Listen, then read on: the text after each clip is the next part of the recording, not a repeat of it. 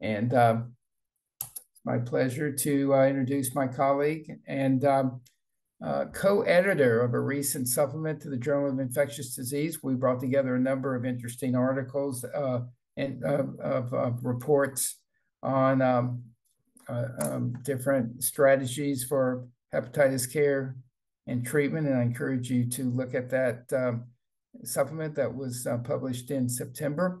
And my colleague is Professor Ming-Lung, who's the Dean of the College of Medicine, Director of the Doctoral Program of Clinical and Experimental Medicine, Center of Excellence for Metabolic Associated Fatty Liver Diseases, Senior Vice President, National SUNY, Yat-sen University in Taiwan. ML, turn it over to you.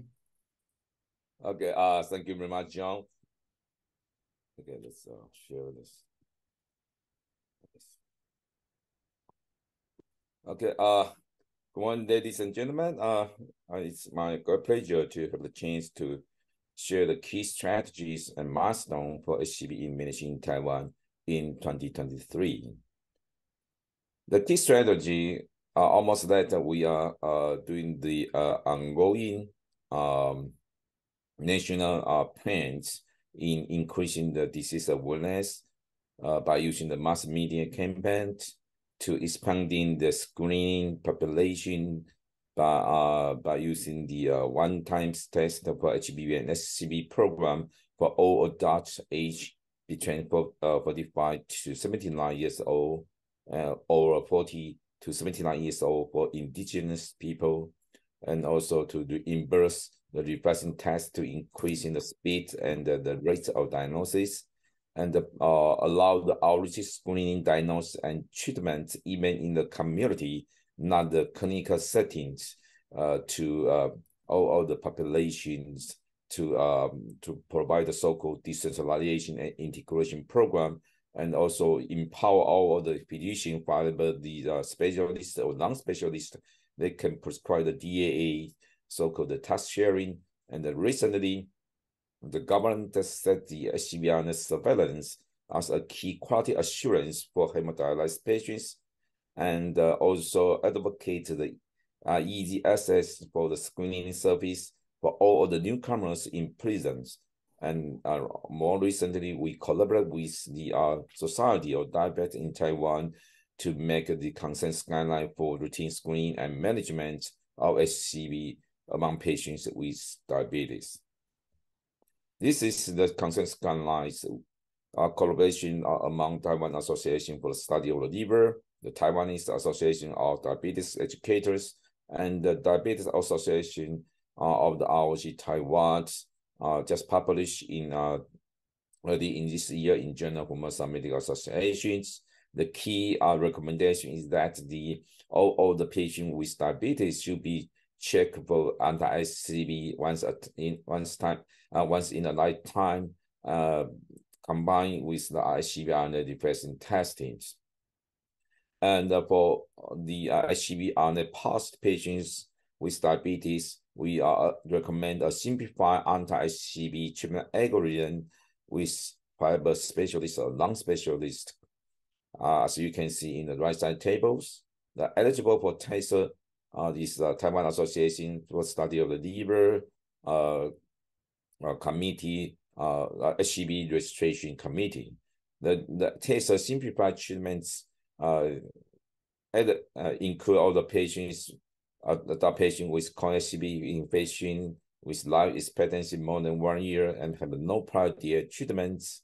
And if they have no exclusion criteria, such as current or prior hepatic compensation, the non-hepatocellular carcinoma, HBV or HIV co-infection, prior organ transplant, or FIFO greater than 3.25, and current pregnancy, they can be assigned into the so-called simplified treatments by the lung specialist with the pan-genotypic DAA, whatever, Solvair or Glipit. And if the patient have age more than 70 years old, or EGF under 760, or total bleeding level at the baseline greater than 1.2 milligram per deciliter, they're at the risk of grade 3 or grade 2 to 4 adverse events in the risk of liver abnormality, especially the elevation of bleeding level, AST and ALT level. For this population, we recommend they have to be consulted by the GI liver specialist, and then move back to the non-specialist for the simplified treatments. And here is the key milestone for HCV elimination in this year. The first one is the rolling evolution of HCV seroprevalence map. In the figure, in the left side figure A, you can see is the original township specific risk map of HCV by incorporating 7 township specific surrogate index of HCV risk established in 2017. The surrogate including such as the HCV prevalence rate in hepatocellular carcinoma, and the data from the National Health Insurance Administrations, and also the data from NGO community screening. And recently, we updated and revised the HCV anti-HCV seroprevalence map by using the more precise prevalence rates based on and about 2 million participants in the mass screening program to July 2022, and also adjust by the birth years.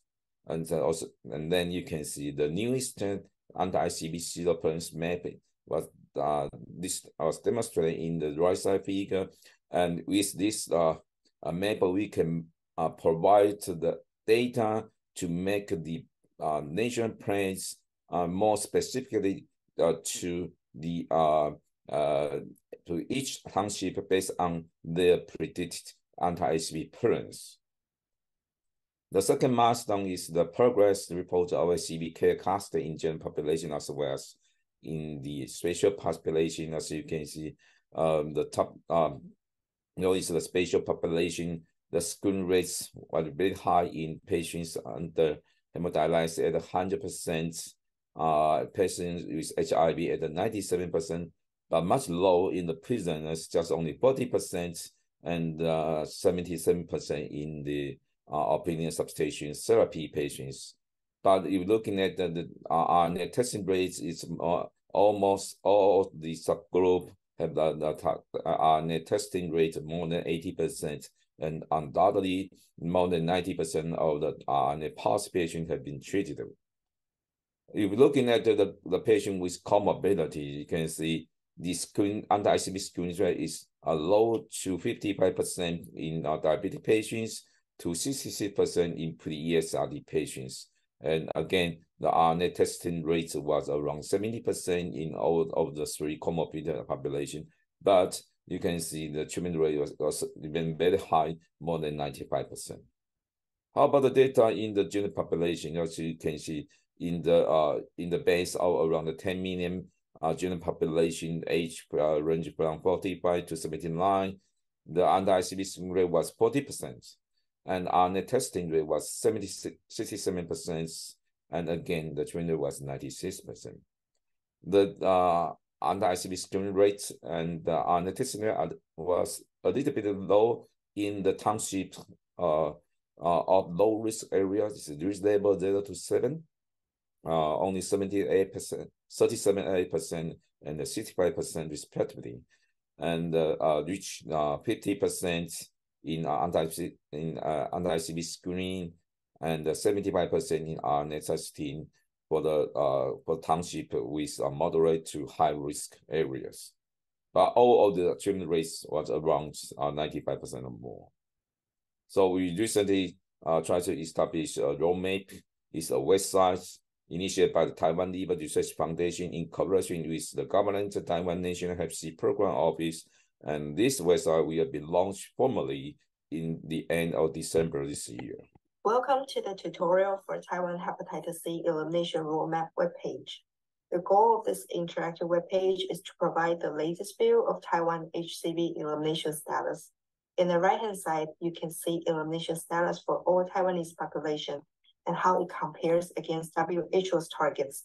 This data are being updated on a quarterly basis. To further drill down by geography, You can easily move your cursor over the map and click on the county of interest to obtain data. The different color shades shows the execution rate. Darker means more percentage achieved. This bar graph provides the number of estimated and treated HCV patients by each county. You can also explore by county elimination status for various high-risk populations, including HIV, ESRD, and PV, who receive methadone replacement therapy. The setup is similar to the map in the homepage. So in this roadmap, we also provided the progress of the national strategy programs by the government. For example, this is the milestone, the time slot for the simplified service delivery for HCV, and recently the government advocated integrating the nation plan to all of the clinical setting and all of the so-called interdisciplinary health service to increase the accessing rates and as well as the diagnosis rate. And also this is the nation has insurance reimbursement and treatment criteria. And right now we reimburse the HIV vaccine testing and also allow all the licensed physicians to prescribe the DAA. Thank you very much for your attention. Fantastic. Thank you so much, ML. I just have one clinical question. Because of the high prevalence of hepatitis B in Taiwan, there's always been a concern about sort of a reactivation of hepatitis B as hepatitis C treated and cured. And I noticed, of course, you have a recommendation of screening patients for hepatitis B before the treatment of hepatitis C is started. But I just wanted to learn from your own clinical experience. Have you had many adverse events with hepatitis B infection following cure of hepatitis C or while they're on treatment for hepatitis C? Yes, I think it's a critical issue in the HBV hyperendemic area, such as in Taiwan. So the National Health Insurance Administration's request all the HCV patients need to be checked surface antigen and the anti-HBs antibody before prescribing the DAA. If the patient positive for surface antigen, they can apply the reimbursement of NIC therapy for this patient population if they meet the criteria of reimbursement. If the patient does not meet the criteria of the NIC reimbursement, we have to monitor the patient carefully during and after and up to 6 months after the DAA therapy. Mm-hmm. And we also recommend all the cirrhotic patients had to be prophylactic with a NUC to prevent the HBV reactivation with decompensation. Yeah, that sounds good. And maybe we have time to ask this of all the panel who are on our webinar today. But there is a saying in disease elimination that national commitment is as important as technical know-how. And the national commitment or the government commitment there is quite evident with these really thoughtful policy development and program development. What do you think were some of the reasons for that national commitment of the government's commitment? Is it some kind of cost effectiveness modeling, or is it the long experience with hepatitis, beginning with hepatitis B in the 1980s, and so it's a very well informed government, or some other reasons that you think explain the strong government commitment to hepatitis testing, care, and treatment? Any thoughts on that, Emil? I think you know that the hepatitis research is quite popular and have high reputation in Taiwan. So we have very famous researchers such as Professor Yat-sen, Professor Yat-sen, Professor Jia Honggao, etc. So we can provide the evidence, not only the cost effective, but also the benefit for the people who infected with this virus. So I think after the launch of the first HBV mass vaccination and its success in decreasing the HCC risk in the young adults, it provides a very, I think, a very powerful evidence for the government to follow the recommendation by the researcher group, by the academic groups. So I think it's the most important that we have to provide the robust evidence from the scientist research.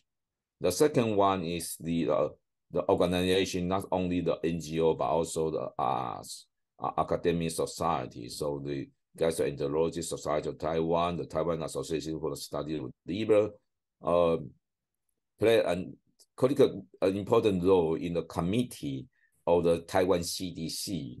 So it's very important that we have every 6 months we have a committee, the nation committee, discussing about the prevention and treatment of viral hepatitis. So I think the committee is very important. It's almost 30 years in Taiwan. And finally, I think maybe it's also very important because we have Professor Yat-sen. He was the prior vice president of the Taiwan, and currently she is the prime minister of Taiwan. So I think it's very important that we can have the key persons. They serve as the important role in the government. Absolutely. Very good. Excellent. George, you have any questions? I think this is an excellent webinar organized by you yourself and Global Hepatitis Elimination Coalition. I want to make a few comments on behalf of APASL, and this is exactly what we want, the linkage to care. And there are two factual things that is happening in 2023 and beyond. Point number one, we now have the technology know-how of testing, getting rapid results in terms of hepatitis B and hepatitis C. And point number two, we have available therapy for them at a very low cost, especially in Asia Pacific regions. And unfortunately, the point number three I want to bring out is the liver-related mortality and morbidity is increasing in terms of liver cancers and also end-stage liver cirrhosis in Asia Pacific regions. So there must be something needs to be done. And I think that this is exactly what the coalitions working closely with APASL might help to shape the government policy, because this is obviously cost effective with the low cost of the testing now made available. We are not talking about old days when I work with people like Yun Fan now and so on. At that time, the testing is very expensive. Now you can also learn from our COVID experience with all the machineries we have, with all the PCR testing we have in the 2020 to 2023 during the lockdown. So I think that's a joint statement on behalf of APASL, and I would like to invite all, including you as advisors, to Asia Pacific regions where liver cancer and end-stage liver cirrhosis is still a major cause of patient suffering, and how we are going to close the gap to not to talk about to achieve the WHO visions statements of 2030 of 65% reductions of the endpoint. The viral eliminations is a step, but the end point is the suffering from liver cancer and also end-stage liver cirrhosis. So we are far from that, and I'm glad to see initiatives in Hong Kong, Taiwan, and South Korea. We have a strategy, but this needs to be expanded tremendously. We are taking care only of very small populations, and always Taiwan initiates 40 years ago with universal vaccinations of hepatitis B. And this is now the time we should go forward to have a universal screening and linkage to care to further tackle the problems. What our Taiwan colleagues like Zhao Meigui to start with the universal vaccination for hepatitis B. But at this time, I think really is good timing because the cost is drastically reduced with all the PCR quick test and the linkage to care, and also with all the technology platforms with smartphones, and we can trace and track, and this is a very good moment, and I really hope that there will be some good effort concertedly to take care of these problems, especially in Asia Pacific region. Thank you so much, George. That's fantastic. I couldn't agree with you more about about the call for action. I mean, I don't think anyone should be dying of hepatitis C any longer with these treatments that are so effective and at such an affordable cost. And it's really a question of getting the national commitment to scale up testing and linkage to care. And we're hearing of some examples on the webinar.